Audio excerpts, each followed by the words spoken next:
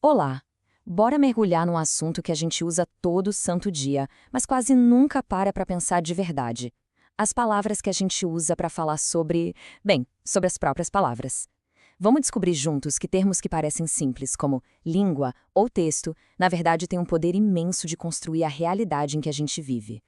Essa frase, do Aguinaldo Gomes de Souza, é o ponto de partida perfeito.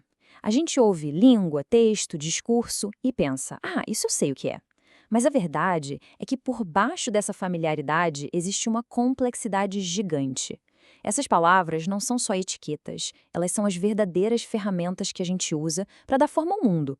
Vamos cavar fundo e encontrar essa profundidade. Beleza, esse aqui é o nosso roteiro. A gente começa quebrando algumas ideias do senso comum. Depois vamos definir o que é língua, o que é texto e o que é discurso, um por um. Aí, para fechar, a gente coloca tudo isso na prática para ver o poder que essas ideias têm. Vamos nessa?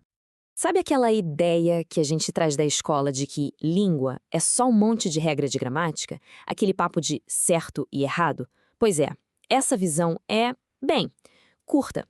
A linguagem é muito mais do que isso. Ela é viva, é um fenômeno social que está sempre em movimento. Para a gente entender essa complexidade toda, vamos pensar em três camadas, uma em cima da outra. Imagina a construção de um prédio. A língua seria a fundação, todo o sistema de regras e possibilidades. O texto seria o prédio já de pé, a estrutura visível, a mensagem que a gente consegue ver e ler. E o discurso? Bom, o discurso é o prédio inteiro funcionando na cidade, interagindo com as pessoas, com a história, com a cultura ao redor. Tá, mas então, o que é a língua, afinal de contas? É um sistema fechado, um código tipo um dicionário gigante? Ou é uma atividade social, algo que só existe de verdade quando a gente está conversando? Essa tensão é o coração de um debate gigante na linguística, e a gente vai olhar para ele agora. Aqui a gente tem dois gigantes. De um lado, Saussure, que via a língua como um sistema de regras compartilhado por todo mundo, a langue. Para ele, era quase como um tabuleiro de xadrez. As regras são fixas para todos os jogadores. Do outro lado, vem Bakhtin e vira essa mesa. Ele dizia que a língua não é um sistema parado, ela é pura ação social. Para o Bakhtin, uma palavra só ganha vida na hora do diálogo, carregada de intenções e ecoando muitas outras vozes. Mas o mais legal é que a gente não precisa escolher um lado nessa briga. Na verdade, as duas ideias se completam perfeitamente. Uma nos dá o esqueleto, a estrutura do idioma. A outra mostra como esse esqueleto ganha carne, osso e movimento no nosso dia a dia, na nossa interação.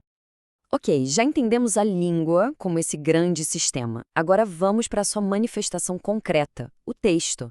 E a primeira coisa a fazer é ampliar a nossa definição. Texto não é só um monte de parágrafos num livro. É qualquer pedaço de comunicação que tenha um sentido completo. Para um texto funcionar, ele precisa de coesão. Pensa na coesão como a costura, a linha que conecta as palavras e as frases. Por exemplo, quando a gente diz João comprou um carro, ele está feliz. A palavra ele é o fio de coesão que amarra tudo e deixa o texto fluido. Mas só costurar não adianta, né? Precisa fazer sentido. E é aí que entra a peça mais importante, a coerência. Coerência é a lógica do texto. Porque olha só, um texto pode ter uma coesão perfeita, mas ser um completo disparate. Tipo, o sol brilhou hoje, por isso os vegetais são azuis e eu comprei um foguete para ir à padaria. Percebe? As frases estão conectadas, mas o conjunto não faz o menor sentido. E é aqui que a ficha cai.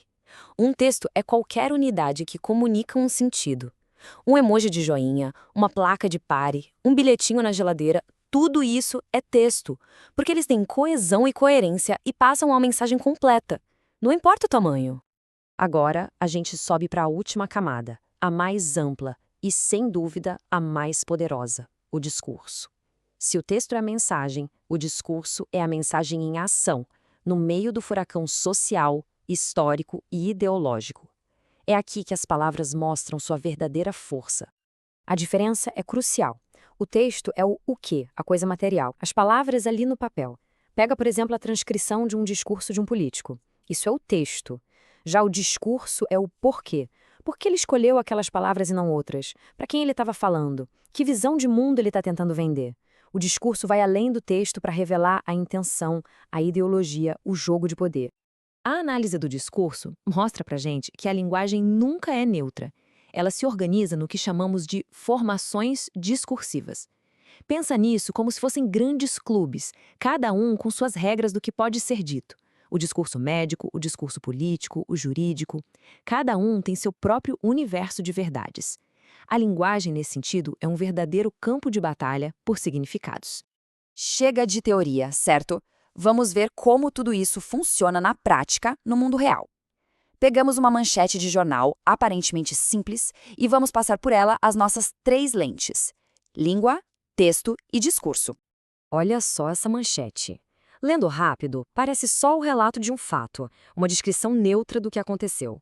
Mas as palavras aqui foram escolhidas a dedo. Elas não estão aí por acaso, elas estão trabalhando. A pergunta que a gente precisa fazer não é o que aconteceu, mas sim que realidade essa manchete está construindo. Como é que as escolhas de palavras estão moldando a nossa percepção desse evento? Vamos fatiar isso. Na camada da língua, a frase está gramaticalmente perfeita. Como texto, ela tem coesão, coerência, faz todo sentido. O pulo do gato, ou o perigo, está no discurso. A palavra vandalismo não é neutra. Ela já carrega um peso, ela criminaliza a ação. Já a palavra jovens, em vez de, manifestantes ou ativistas, tira o caráter político do protesto. No fim, a manchete não está só descrevendo algo, ela está ativamente construindo uma imagem negativa e criminosa daquelas pessoas e daquele ato. E assim a gente chega ao ponto central de tudo isso. Entender essas camadas não é só um exercício intelectual. No mundo inundado de informação, de fake news, de narrativas disputando espaço, isso se torna uma ferramenta essencial, quase de sobrevivência. Então, o que a gente leva daqui? Para quem consome informação, essa análise é como ganhar um superpoder, um filtro para enxergar o que está por trás das palavras. E para quem produz conteúdo, para quem escreve, para quem fala, isso traz uma responsabilidade enorme. A gente passa a entender que cada palavra que a gente escolhe é um tijolo que constrói a realidade de alguém. E para a gente fechar, fica essa reflexão. A linguagem não é um espelho passivo que só reflete a realidade. Ela é uma força ativa. Ela é o martelo que constrói essa realidade. A verdadeira fluência não é só saber as regras da gramática, mas entender o jogo de poder que acontece por trás das palavras. A pergunta que fica é: que realidades as palavras que circulam ao nosso redor todos os dias estão construindo neste exato momento? A resposta começa com a nossa capacidade de parar para analisá-las.